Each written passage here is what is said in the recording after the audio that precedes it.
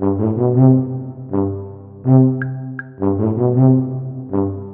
back to Talkin' Shit, where we are talking all sorts of shit. Schitt's Creek, that is. Today we are talking about Season 6, Episode 2, The Incident. I'm Jess Darling, and of course, I'm not alone here. Today, I'm joined by someone who describes our podcast as an amusement park for clinical narcissists. Stuart, how are you? Okay, I'm good. That was better than I thought it would be. I was expecting you to say something about me having an oopsie daisy. Glad you didn't go that route. Yeah. No, I'm so kind. I'm so kind. That's what they say, isn't it? Isn't it? Yeah, I guess. Mhm. This episode was a bit of a cringe fest, and I can't wait to get into it. It's I don't know how to feel about this one. That's where I think I come away. I just don't know. I don't know. There are things that I like that aren't in the David storyline. The David storyline is just really hard. I find it very difficult to watch. I didn't find it that. I mean, like on first watch, I was like, "Oh, this is awkward," and like, kind of, it's just, it's really like. The reference is always going to be Scott's Tots, right? From The Office. Of course. Everyone's, if anything's cringe, that's like the Mount Rushmore cringe TV. Is that exactly? Is that, yeah. I think this episode kind of has a candidate to be up there with it because it is. Wow, I would not put it that high, but I mean, we'll get into it. I do think there's other things I love about this episode, though, that like do a good job of balancing out the cringy moments. But yeah, I think like we've talked about this. We said the premiere was like a bit middling. I think Schitt's Creek is a show that takes a second to warm up. In terms of curious, like I think sometimes their premieres are really good, but I feel like they're not really like chugging along until a few episodes in. So I wasn't exactly surprised to be like, okay, kind of come away from this episode like, all right. Yeah, I feel that. I feel like we were spoiled last season with The Crowning. Like it just came out like swinging. And I think with like the setup from the end of last season to like what I was expecting, I think maybe my expectations were just raised a little bit too much. So I totally agree with you. Yeah, it does seem that they are like the wheels are churning, like getting like building up momentum and stuff like that. I'm not against a slow build, because I mean this is the final season, and I kind of it's very rare for a season to hit all the time, like all bangers all the time. Oh yeah, you kind of need a bit of a like up and down, like you need a bit of momentum building and stuff like that. And so I'll be content if it just slowly progresses up. Yeah, and to be fair, most shows are petering out by the end, truly. Like, or at least I would say a lot of sitcoms feel that way to me. I mean, that they go on too long and then they just kind of peter out to the finish line. And I don't think Schitt's Creek is like that. So it doesn't bother me, scare me, make me nervous at all that like the second episode is not my favorite, because I'm like, I look at some of the titles of what we have coming up and I am like, I am amped. I'm really excited. So, yeah. Yeah. I mean, if we continue the Office like comparisons, Will Ferrell and Catherine Tate haven't turned up yet. So, I mean, it's good. It's good. Nellie is my least favorite Office character, and it's not even like remotely close. I despise Nellie. And in fact, my husband is currently doing a rewatch of The Office right now. And I've been jumping in on some of them, like Dinner Party. I'm there, like sign me up. The TV, the plasma TV. Yes. If he has friends over, he could just put it into the wall. So good. But snips. It's just so good. It's so good. And yeah, we're still in the early days. We're like pre Jim and Pam even getting married. That's where we're at, and it is mwah, it's like it's chef's kiss Office. It's the good stuff. Yeah, The Office is a bit of a ride. You got to get it past the point where it's like trying to just redo the UK thing badly, and it becomes its own show. And it's like when it becomes its own show and it realizes its own identity, it's fantastic. But and then Michael leaves and we could all just stop watching, truly, like until the very end. That's when the show ended, right? I mean, it should have. Anyway, moving on. Let's talk about Schitt's Creek. I'll do a quick. Yeah, that's the one we're talking about. That's what we're here for. I'll do a quick episode recap in case people didn't rewatch.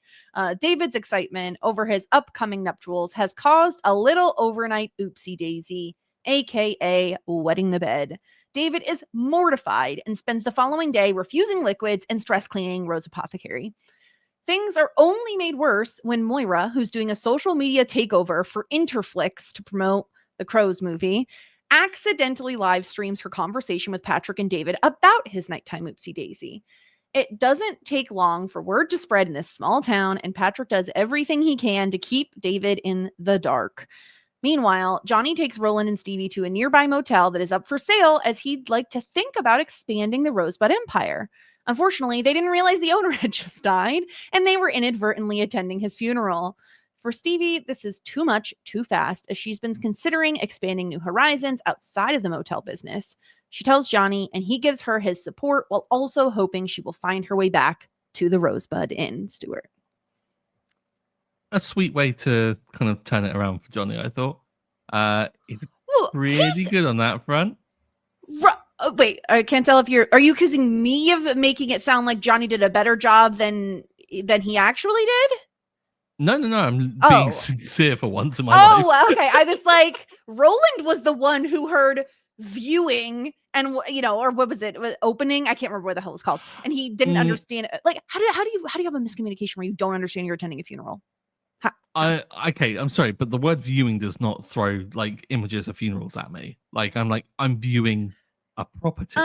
Like for me, I'm like, I thought that Roland was probably the most innocent Roland can be. And I know I've been batting for Roland for quite a while and really kind of like finding an excuse not to give him LVPs. Betty and Benny, they're so stupid. They sound like Muppets. Like one of them is dead. They do.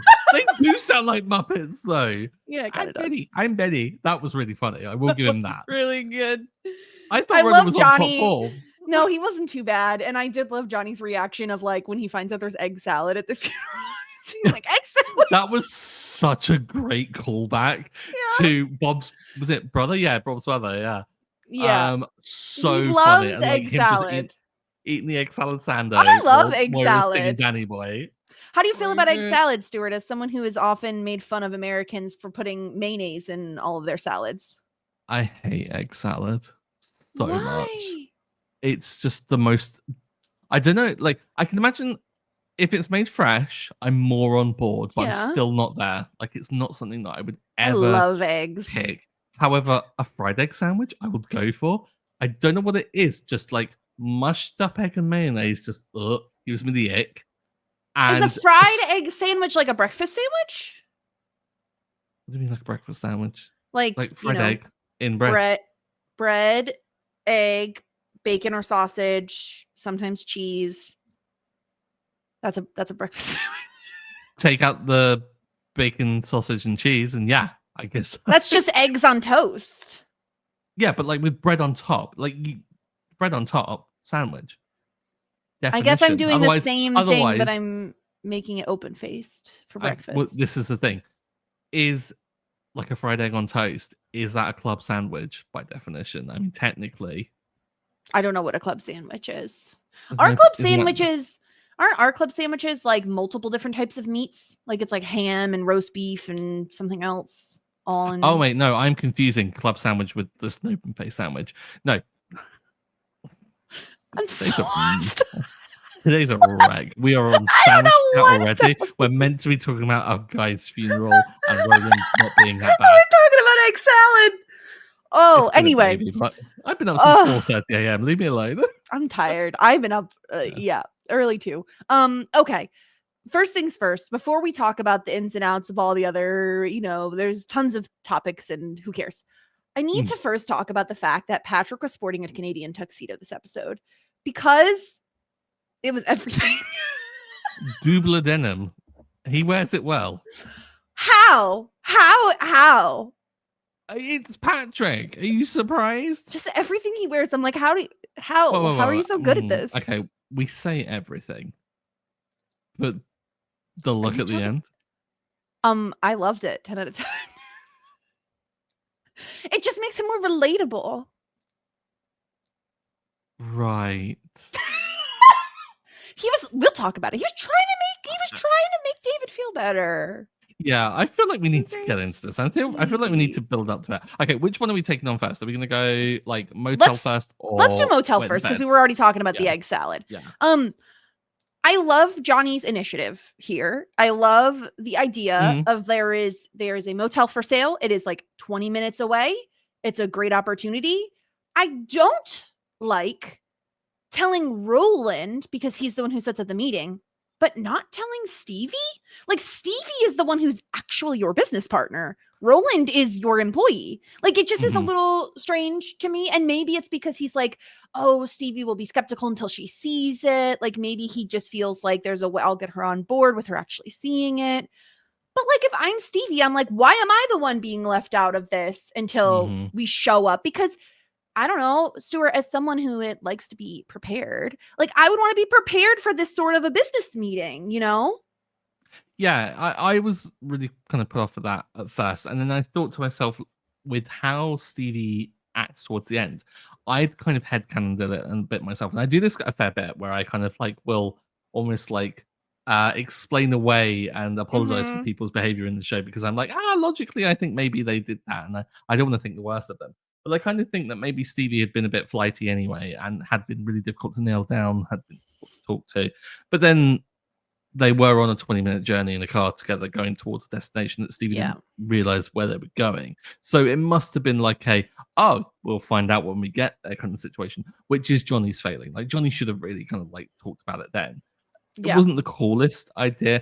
I'm surprised that you pick up more on the fact that he told Roland about it and not the fact that he told Roland to be the one to make contact with them. Also a terrible idea. Unforgivable behavior given Roland's track record. I'm like, Johnny, you're meant to be like a big motel boss now, and he's like the admin guy. Like Roland is like the lawnmower guy, not the guy who makes the business phone calls.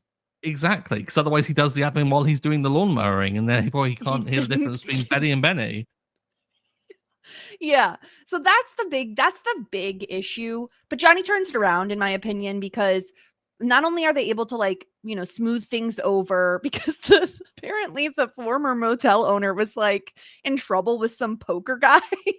So she thought that's who they were. But once they explain the situation, she's like, oh yeah, we used to like hang out with the Stevie's aunt all the time and blah blah blah. So yeah, they had like a great relationship and they were really able to smooth things over. I was most impressed with Johnny when he and Stevie have the conversation at the end of the episode when she says like, listen, I want to like expand my horizons. I don't know if this is like what I want to do. I want to try something out. And he is very cool about it. Like in a way that I think is fairly admirable considering this is his business partner. Like this is their joint venture. If she is out and he's relying on Roland, like that's a lot. And he very much goes with the flow in a way that I think is really great and does remind me of like, this is his fatherly instinct. This is him. This is what he would say to David and Alexis, like, okay, like you're free to like explore other passions. I hope you'll come back. Cause I do like that he added that in, because I think for Stevie, she doesn't know what his thoughts are, but him saying to her, oh, if you do want to come back, I would really love that. I think that really like puts aside any possible ill will, Yeah, it doesn't betray his emotions in the moment. Like Johnny's really sad when Stevie breaks in his turn because he's like this, like you said, is his business partner, and they've been in it as a partnership for this whole time. Johnny has really kind of, I think, labored that point that it's a partnership. It's not like like him taking over and stuff. He really does think of Stevie as being there by his side the whole way through. Like when it comes to the hospice and they win stuff, it's their victory. The name of the place, like it's meant to be them. And so of course, like he's understandably upset because he's losing half of like the partnership. And so it's like it's a big deal. But there is that familial kind of like relationship of like kind of fatherly. I think as well, just also like she's a great family friends to the Mhm. Roses, has helped them out a hell of a lot, despite being quite sarcastic and a bit kind of like laughing from the sidelines at a lot of their shenanigans. But like Stevie is part of the family now, and so of course Johnny's not gonna kind of poo-poo it and be like, no, that's silly, and kind of force Stevie to stay or guilt her or anything like that. But I love the fact that we don't betray Johnny's feelings. Like Johnny is allowed to experience that kind of sadness, Mhm. express it, but do so in a really kind of, I think, positive way. But just saying, yeah, I'm not going to stand in your way. If that's what you feel that you need to do, go and do Mhm. it. I just hope you come back. And I thought that was a really sweet sentiment.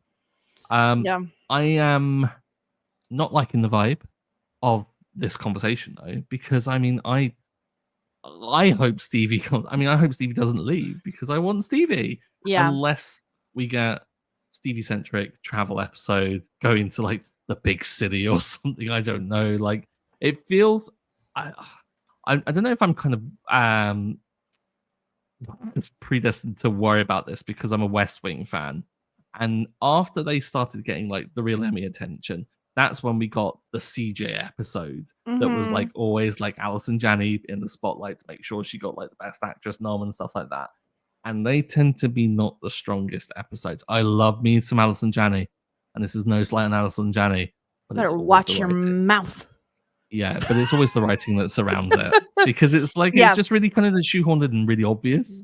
I Yeah. hope we don't get something quite as hokey with Stevie.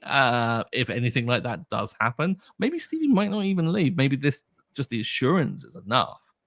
But me I'm as a first time curious watcher, to I'm worried. Yeah, I'm curious to know what you think, like, what career options do you think Stevie might Ooh, pursue? I don't know really, because this is the thing. Like, Stevie, if we're being really honest, doesn't have a great deal of experience. I mean, like taking the lead in a local production of Cabaret, it's impressive. Don't get me wrong, but she's not going to go to Broadway.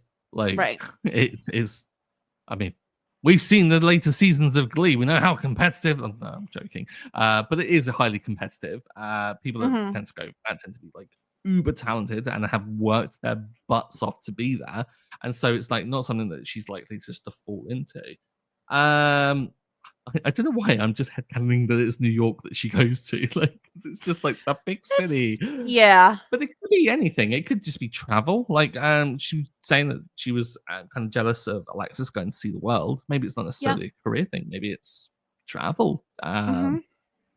No, it could be a plethora of stuff. But yeah, if she does seek out a career, I don't know. I'd like to see her do something kind of bonkers just to try some stuff. Like, Yeah. join the circus. Like, do something kind of just weird and have one of those anecdotes of like, oh yeah, that summer I spent in the circus. Like, kind Yeah. of weird. But then, but the timeline progression going so quickly, do we have time for that? I don't know. Yeah. Yeah. It's a lot. I do like that they set it up right away. It is like they set it up last episode. It was like kind of a throwaway line, like a very small moment in the episode overall. Mhm. And then to really dig deeper into it this episode, where we have Johnny wanting to expand, which isn't news, right? Like Johnny has been working No. so hard to get this motel like in tip-top shape and have it the best it could be. It only makes sense to expand at this point, especially if there's another one right down the road. 20 minutes, that's not very far. So of course it makes sense. And, naturally that's where they kind of diverge in that this is not ever anything ever Stevie wanted to do. It just was kind of something she fell into. And naturally, when you then have something as, that she was very passionate about, like Cabaret, it's going to open your mind up to like, oh, I didn't realize I could like something as much as that. Am I Yeah. not in the right career path because I don't feel that way about my day job? So I like that we're setting it up, and it feels very natural to have as our final season story arc for Stevie specifically. I feel like we've been building to this storyline. Yeah. And it makes so much sense considering we have seen Stevie be a bit of a townie, and like kind of never leave. Like she's got all the kind of like connections of knowing who everyone is in town and like understanding the whole vibe of things. So it's like good to Mhm. push Stevie beyond those limits now, and to see like an exploration of like who she is, without the definition of where she's from, which I think would be fantastic to kind of say. Mhm. Also like Johnny, like the whole like him and his ambitions with the motel. I thought it was quite interesting that they were looking to buy a motel that looked so much better than theirs.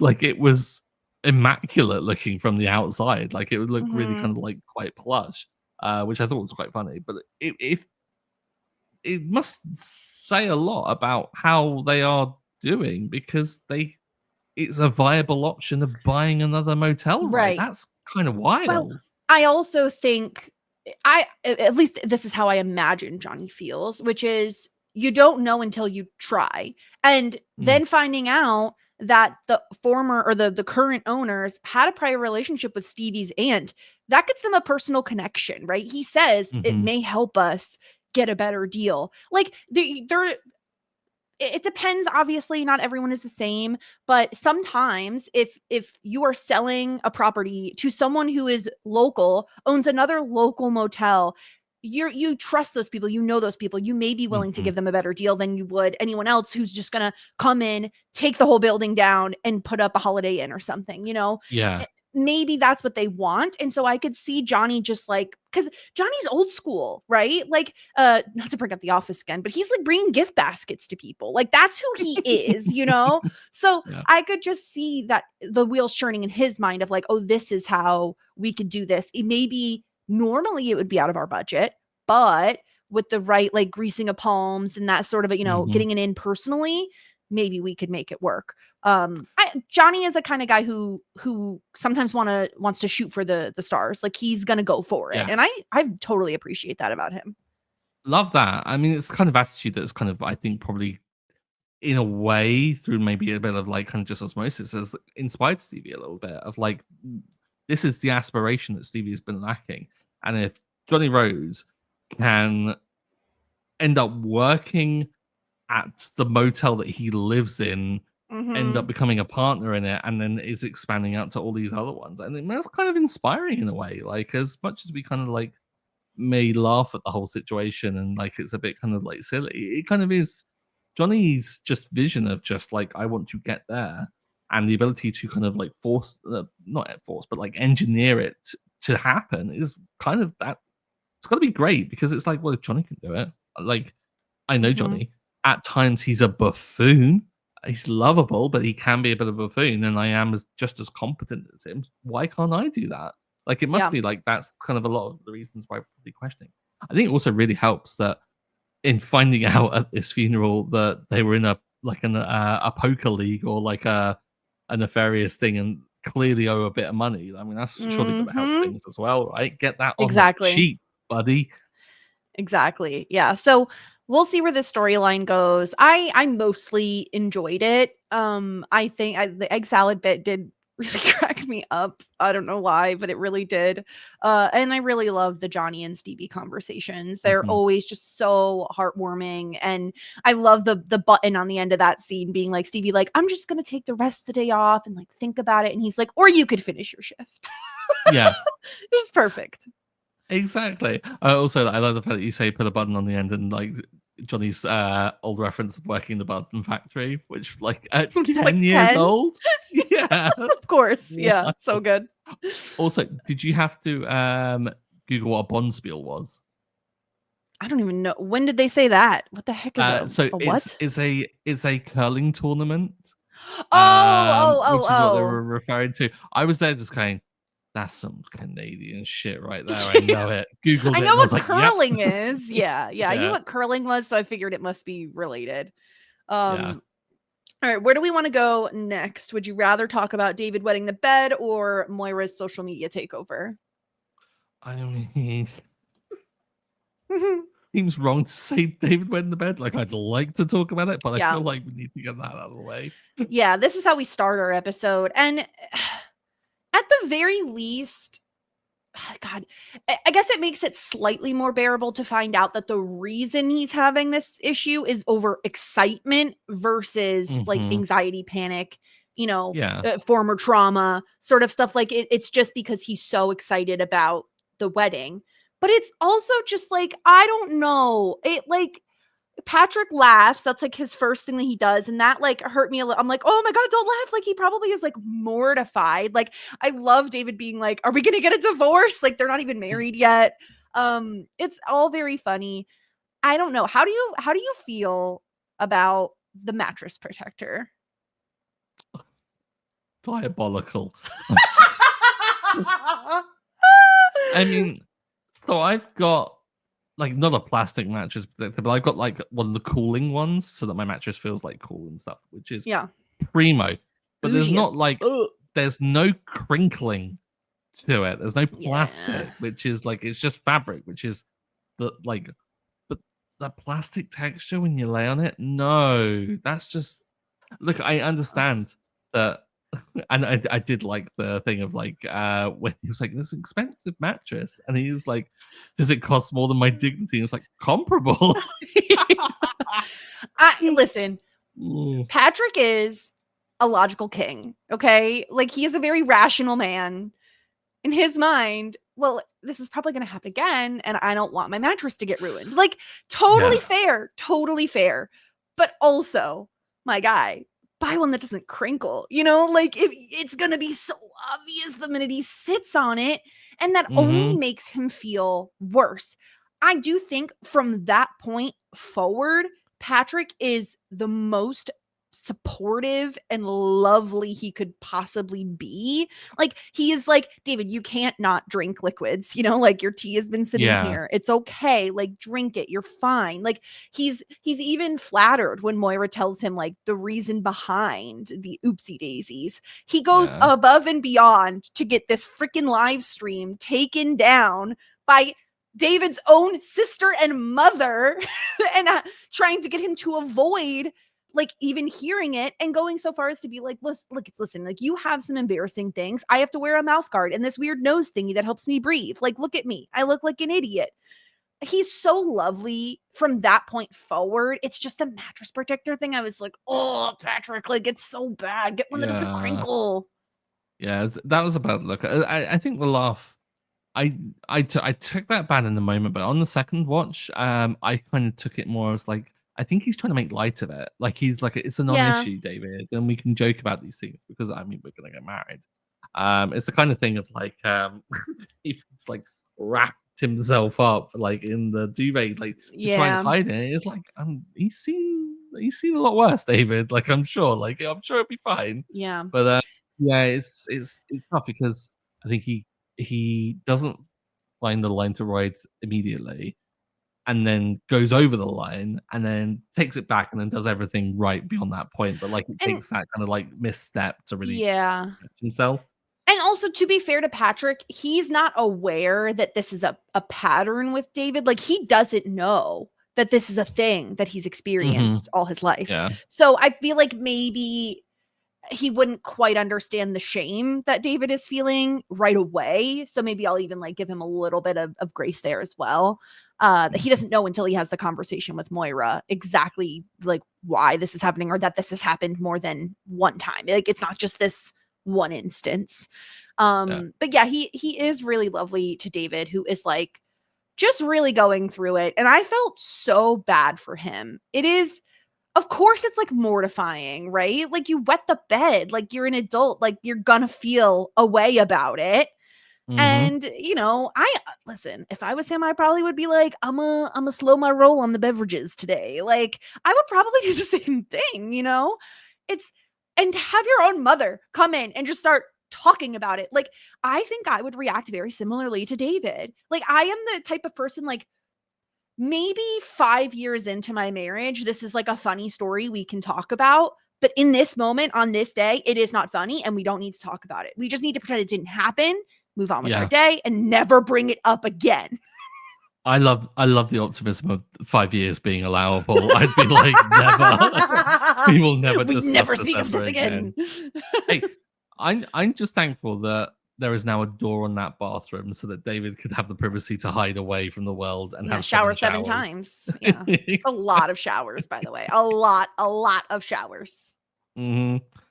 A lot of washing away of not just piss, but shame. You have to Oh, take poor take some David. scrubbing. Yeah, I Yeah. feel Well, so let's bad for him. I just want like in the writer's room, do you think this came about from like a whole thing of like, wouldn't it be funny if David pissed the bed? Like I just don't I don't understand. know. there are certain writing ideas that come in episodes, and You know I'm just what? like, what was the origin of I it? think the Moira live stream idea came first. And then they were Yeah. probably like, well, what's a funny thing that she could reveal on a live stream? David wets the bed. Like, I think they maybe got live stream first, and then we're just looking for the funny thing to insert into the live stream. Yeah, I ended up like feeling the same thing because I was like, it doesn't seem their style to go, okay, got an idea for a storyline, guys. David pisses himself, and it's like, no, that's just not the Schitt's Creek vibe that I think we've got, and I think that's probably why I've seen a few people kind of react to it, why it doesn't feel like a typical kind of Schitt's Creek episode, and why it's a bit jarring for some people, is that it's that kind of vibe.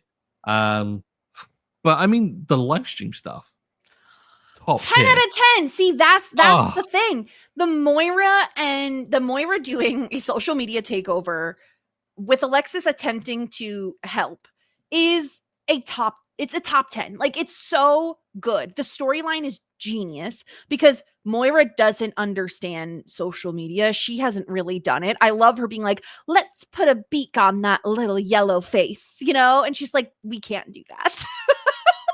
It's perfect. And like the fact that she like calls her fans her friends because they're her friends and her fans. She figured out how to live stream from like Miss Kitty something.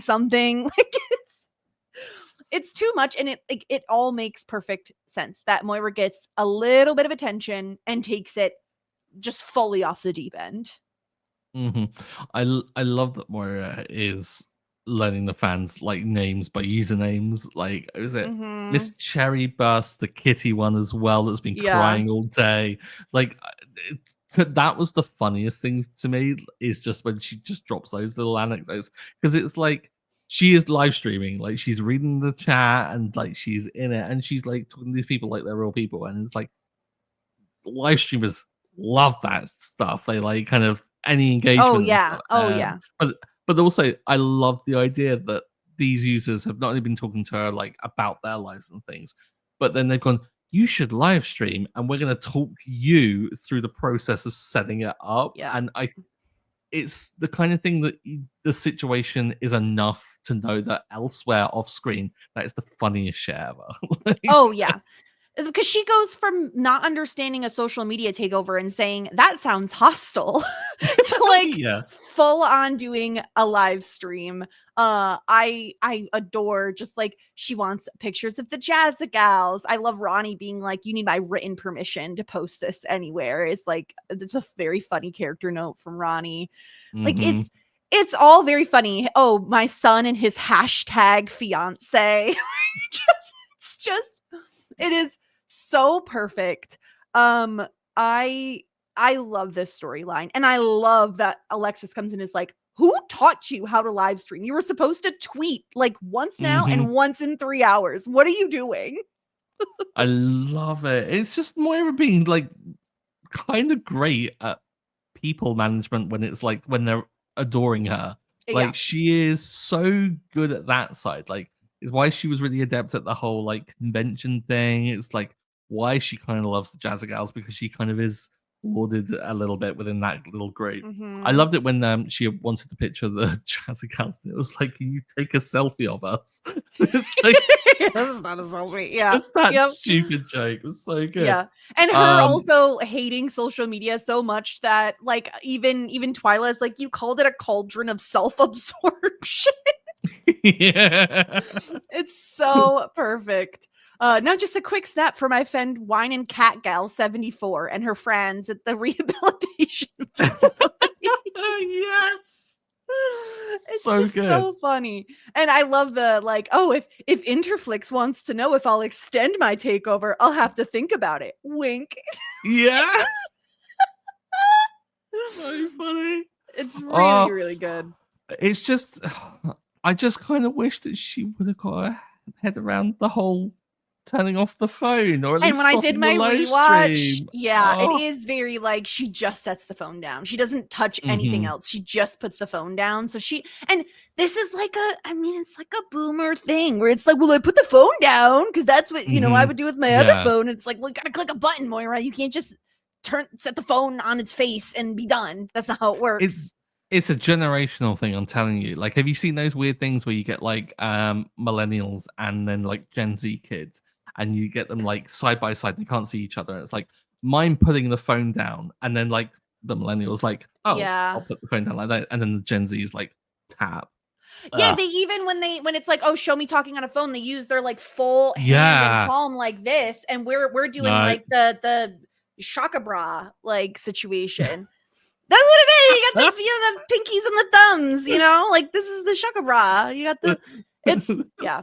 It's not the right. Bruce from Panama. Yeah, exactly. But, like, realistically, I don't know about you, Stuart. I don't know if this is a spicy take, but I'm going to bare my soul on this podcast.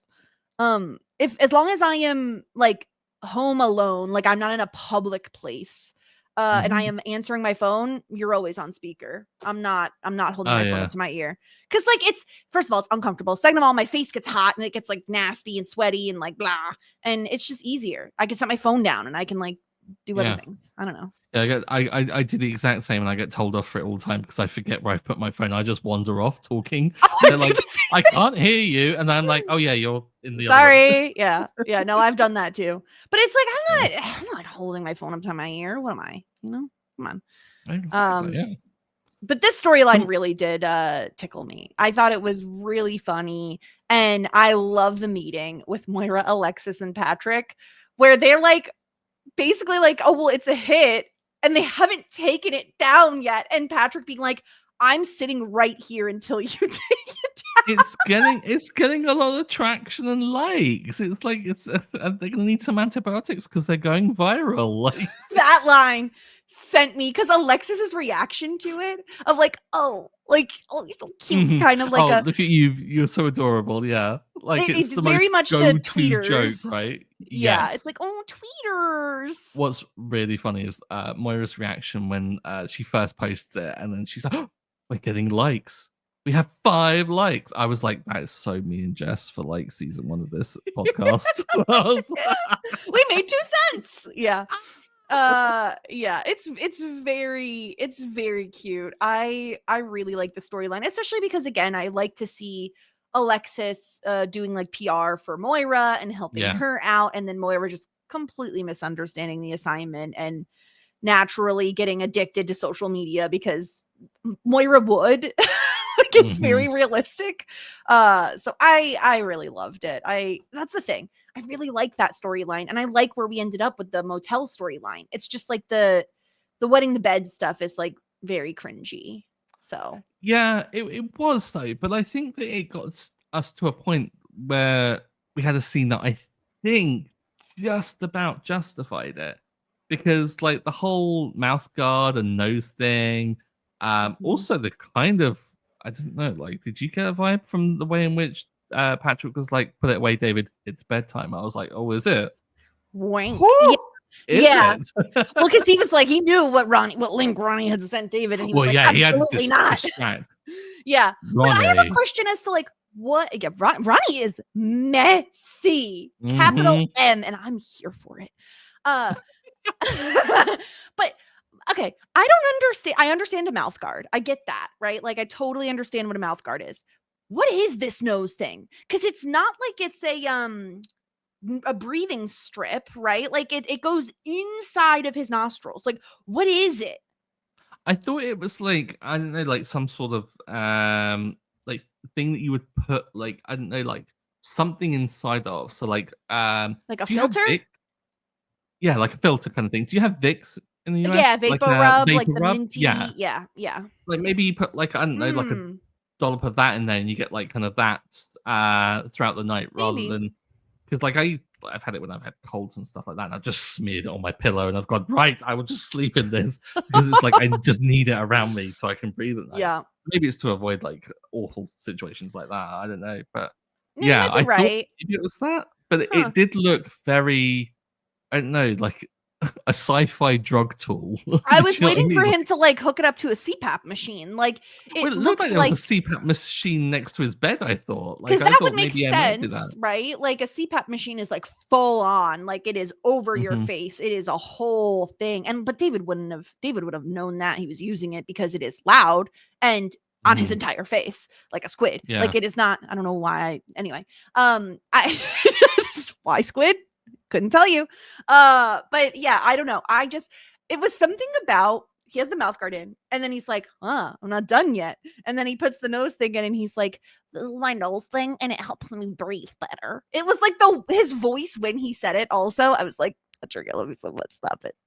Leave David and marry me instead. I love you so much. He's the best. It was a really sweet gesture. It was a really sweet gesture. I loved it. And I think that just, and I mean just, justified the need for that storyline, because it has to be something embarrassing, and it has to be something that kind of makes Patrick do that gesture. But I just don't. I didn't like laughing at David's expense. I know. I love David. Yeah, I know. That's the only bad thing. You feel bad for him, yeah.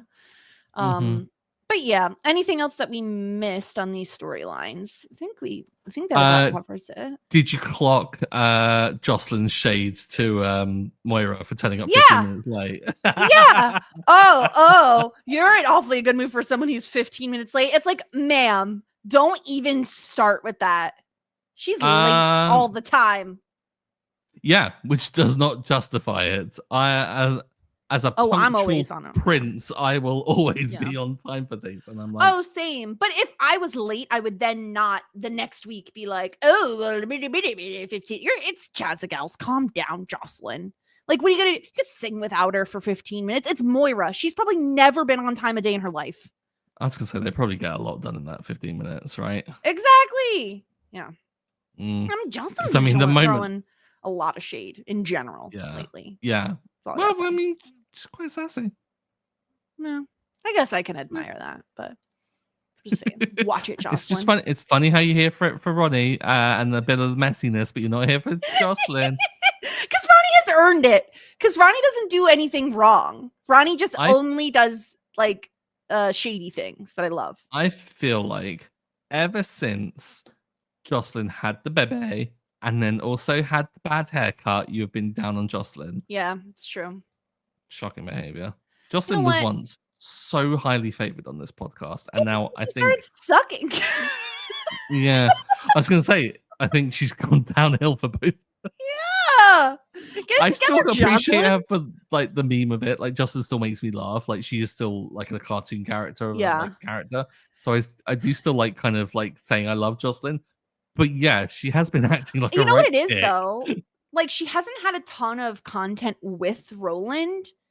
And I think that is what's missing, because that like endeared us to both of them was their relationship. And the fact that we've really only seen, whenever we've seen her, it's like she's complaining about this, she's complaining about that. Like, there's no like endearing happening with her as a character when she's just like nagging the Jazzy Gals. Even the sparing moments where we have had her and Roland, the pair of them have been like almost like egging each other on to be dicks. Like the whole ruining the engagement, the engagement announcement, talking over the freaking open mic thing. Oh, I could have murdered her for that one. Not okay. Yeah. You don't ruin Patrick's incredible scene, Jocelyn. Yeah. Anyway, know your place. Okay, let's get into a little bit of feedback that we got. And yeah, I think the consensus is a little bit where we are. Emily says, I must have blocked this episode from my memory. I can't believe I don't remember it, but it was pretty far past my tolerance for cringe, so blocking it out is very likely what happened. Also, special little shout out to birthday girl Emily. It's her birthday today, the day we are recording. So happy birthday, Emily. But yeah, I mean, sure. Yeah. It is pretty cringy. At least only one of the storylines is cringy though, you know? Yeah. That's helpful. Yeah, it wasn't I guess because like the Wet in the Bed and the social media one were so intertwined, it kind of feels like there was a lot of cringe, but it really wasn't. But the social media thing is so funny that I don't care that it's a little cringy, you know? Yeah. Jared agrees. Honestly, I'm a bit surprised that Dan Levy wrote this one. It's not past my level of cringe, but I just don't think it's that funny. Not bad, but there's been a lot funnier episodes of this show. But yeah, I agree with that. I kind of feel that. I keep talking about like the Venn diagram of plot, emotion, and funny. We got the funny from the social media. We got plots and the emotion from like the Johnny and Stevie side of it. And so like this one was a bit of a what's the purpose of it really, other than being a supportive one for the social media thing. So I guess maybe you can throw it into the funny side. We get But a if it's not that little bit funny of on its like, own, doesn't yeah, stand up. little Patrick David stuff. But we've seen that before. Like we've seen Patrick be very supportive. So that's not surprising. We get it. You're in love. This man can rock a Canadian tuxedo and I am still on board. It's magic what he's doing. Truly. He has plastic bed sheets, Jess. He's a clean guy, you know? Things you will accept for a good donk that be donking. It's true. Oh my gosh. All right, let's get into our ratings. Simply the best this episode. I'm waffling between two. Are you set in stone on who you want to pick for your Simply the Best? I am nowhere near set in stone. Let me talk through the ones that I have up there.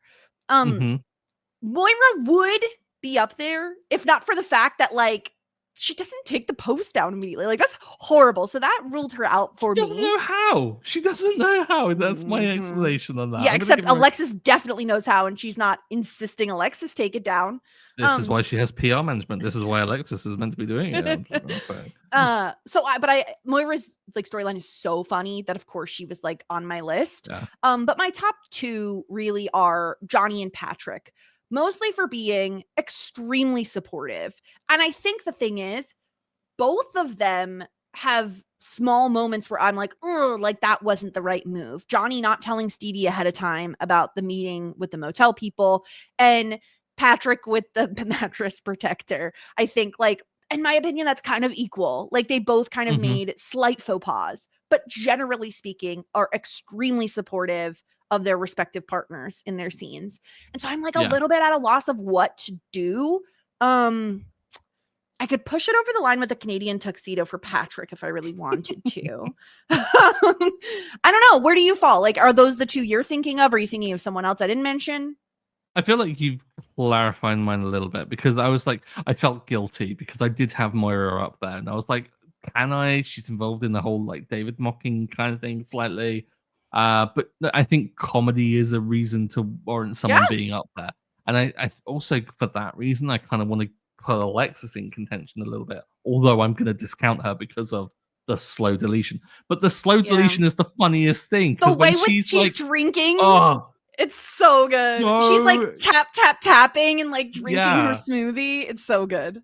Hilarious. I think I can't forgive the plastic bed sheets. I get it. It's logical. It's totally not what David needs, though. And like a conversation might have been a good thing. And I did appreciate the joke about the mattress value, though. That was really funny. Yeah. Well, I think I've got to, despite Johnny being a bit of a buffoon about it and lying awfully as he always does, I think I've got to give it to Johnny. Like, I think he took some very bad news incredibly admirably, and was supportive to a friend. And I think that's some really great behavior that I want to reinforce in the world. Yeah. So I'm going to give it to Johnny. All right, you'll give it to Johnny. I'll give it to Patrick. I'll push him over the edge for the Canadian tuxedo. He looks so good in it. Like, what are you doing? Why? You look so good in a Canadian tuxedo. You're not supposed to. We're supposed to make fun of you for it, you know? Nah, you looked good. Disgruntled Pelican. This one I also think is a little tricky. Because it's like, I have my answer. Oh, you do? Okay. Tell me. Who is Ronnie. Because of the link that she is. Because of the link. It's so unnecessary. You're so right. Sending it to him directly is just awful. Yeah. And like, it's not even in the context of like, I don't know, sporting banter of like the softball game or anything like that. It's just straight up. Just to be mean. Here's your mother telling everyone that you pissed yourself. Enjoy. It's really awful. And she sends it at bedtime. Like, despite the fact that she heard about it earlier in the day, because as they were all like kind of realizing that Moira's live stream was going, you could hear it at the Jazz Gals meeting, which means that Ronnie has been sat on that and has waited until they're just about to sleep before sending it to David, knowing full well he's going to have a meltdown and be up all night. Like, that was some grade A dick behavior. And if it was like Patrick, I would understand because they do have a bit of a rivalry happening. But what did David do to you?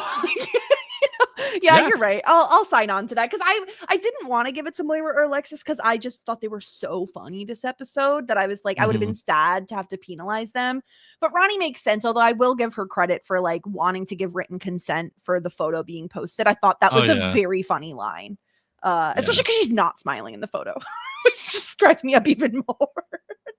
She's an icon. Also hearing it as a live stream is like, I don't give permission. Like, what the hell? Yeah, so good. So silly. Was Roland in contention? No, I don't think he did anything that bad. Like I think it is like it's not the worst misunderstanding to happen, and I do think they rolled with it pretty well. Like he didn't completely embarrass them. So, I mean, I have like it's a low bar for Roland, but he stepped over it this time. So I was honestly more annoyed with Jocelyn for being like, oh, you're so happy and you're 15 minutes late. Like, shut up, Jocelyn. No, I don't like late people either, but like, I just mutter under my breath about it. I don't tell them directly. Like an adult. Oh my gosh. Okay. Let's tier rank this episode. I feel like this is going to be, I don't know. This is hard, I think. Yeah. So hot shit, full bouquet. Love that journey for me. Ew, David, and shit, out of luck. So far, we've only slotted in one episode, and it was the premiere episode. This one is tough because it's like the social media takeover is really funny, and I really like that storyline. I would say if I'm like segmenting out the storylines as I like to do, the social media takeover for me is full bouquet. It's very funny. It's above average. It's really good. The piss the bed storyline is literally you, David.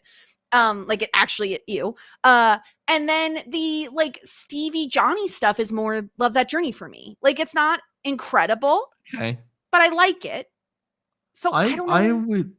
I am like kind of going in more that the social media was just on the cusp of hot shit. Like it made me laugh a lot. And the Johnny Stevie thing was full bouquet because I was like, yeah, it was a little awkward. But I like the swerve with the whole like poker racket like situation. Yeah. I loved the connection with Maureen. Was it Maureen? From like Bud? Stevie's Maureen Bud. Yeah. I love that kind of like connection and drawing on that as being like an asset to them. Also factoring into the whole like kind of like possible like sale price going down.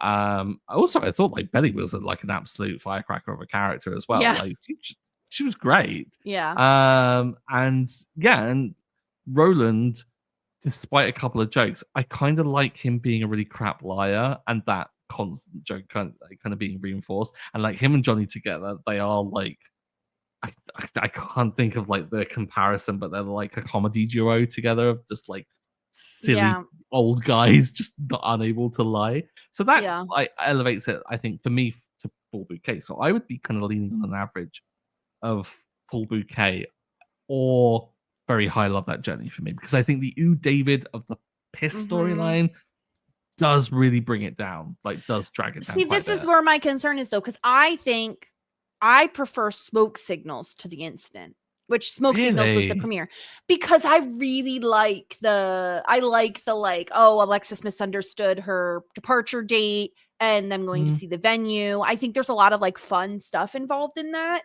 And I just think the negativity of the wet the bed drags it down more for me than smoke signals, even if smoke signals is more like your baseline average. So what I'm hearing is you're down on pissing the bed, but you're okay with like hamster culling in a farm. Oh no, guinea pigs. Guinea pigs. Yeah, guinea pigs. Yeah, let's be clear. I love hamsters. Guinea pigs can go F themselves. No, I'm just kidding. I like all animals. I can get on board with that. I can get on board with it being below smoke signals, because I think as much as I am hot on the social media and the Johnny and Stevie side of it, the piss storyline is just so bad. Yeah, it is. Like it's just I don't want to laugh at David. It's not great. Yeah. All right. Well, so we're gonna leave it in Love That Journey for Me. Love that journey for me. Beautiful. Amazing. All right. And do you want to hear what the title of the next episode is? Yes, please. We've got season 6, episode 3, The Job Interview. Oh, Stevie's getting a job interview? Has Stevie already lined something up, maybe? Is it a career thing? Could it be... Oh, are they perhaps interviewing for Stevie's replacement? Because they're going to need a replacement, surely. Yeah, need a third person, yeah. Yeah. I don't know. That could be quite interesting.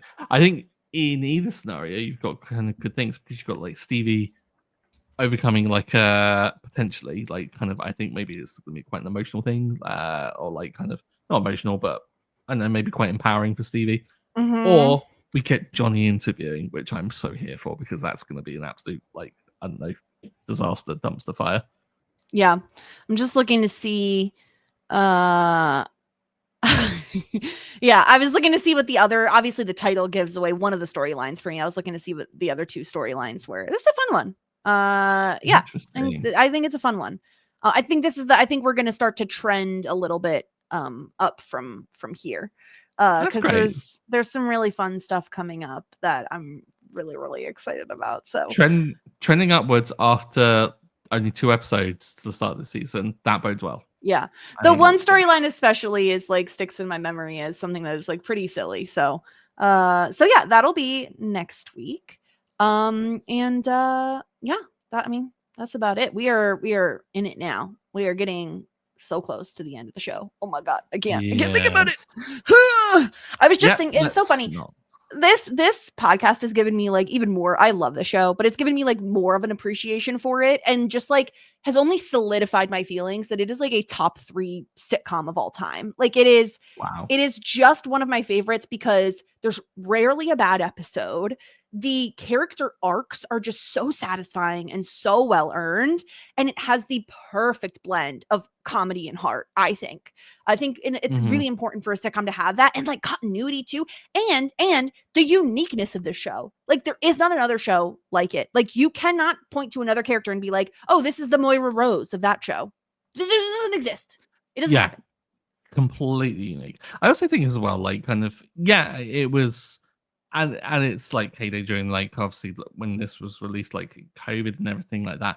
It was, I think, like for now, it's incredibly necessary because there is so much kind of like positivity in it in terms of like how people's lives are projected and the way in which I don't think there's really like a really horribly negative person that's in the cast, and it's not like kind of like engineered just for the sake of it. So I think it's like incredibly essential for that kind of like aspect. But also kind of being able to weave in very progressive and I think necessary kind of like characters and storylines without being really, shoehorned in for the sake of it to appease an audience and to be an obvious cash grab or audience grab. It's like it's so organic. And I'm really appreciative of the fact that we are getting to cover this. And I am getting kind of sad that it is going to come to an end soon, and it's a while off still. We've still got like what 3 months left? Couple months. I think it's end of October is roughly. Yeah. Yeah, we'll be fine. We'll be okay. Don't think about it. We'll just avoid it. We'll avoid it. Yeah. And there still are a couple storylines that I am just like I cannot wait for you to get to. That I feel like there have been like little breadcrumbs along the way. Anyway, that's all I'll say about it for now. But yeah, we'll be back next week with season 6, episode 3. And until then, everyone, warmest regards and best wishes. Tweet us on Facebook or leave us a review, and you say, yeah, okay, I think I will.